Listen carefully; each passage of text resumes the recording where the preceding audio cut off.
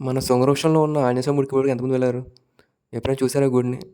మన భీమవరం నుంచి పాలకొల్లు వెళ్ళే దారిలో ఉంటుందన్నమాట సోమవృక్షం. చాలా ఫేమస్ టెంపుల్.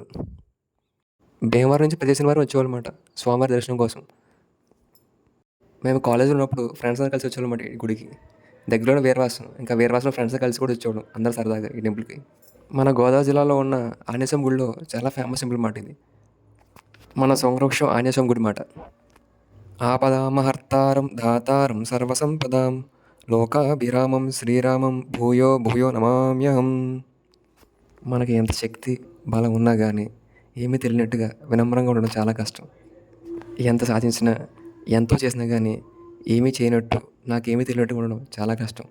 అది మన ఆంజనేయ స్వామి వారికి మాత్రమే సాధ్యమవుతుంది అనుకుంటా. సీతమ్మ వారి జడ కనుక్కునే ఆయనే, లక్ష్మణుడికి ప్రాణదానం చేసిన కూడా ఆయనే, లంకాదహనం చేసిన కూడా ఆయనే. ఎంత సాధించినా కానీ ఎంత చేసినా కానీ తిరిగి వచ్చి రాముల పాదసేవ తప్ప ఇంకేం కోరుకోలేదు ఆయన.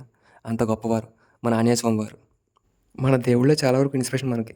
లైఫ్లో ఎంత కష్టం వచ్చినా కానీ ఏం కోల్పోయినా కానీ మళ్ళీ ఎలా సాధించారని చెప్పడానికి.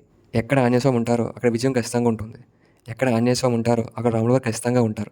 సీతారామ లక్ష్మణ సమేత హనుమానికి జై శ్రీరామ్ జై శ్రీరామ్ జై శ్రీరామ్. ఈసారి భీమవరం నుంచి పాలకొల్లు వెళ్ళేటప్పుడు దారిలో శృంగవృక్షంలో ఉన్న ఆంజనేయ స్వామిని ఖచ్చితంగా దర్శనం చేసుకోండి. స్వామివారి దర్శనం చేసుకుంటే అంతా మంచి జరుగుతుంది.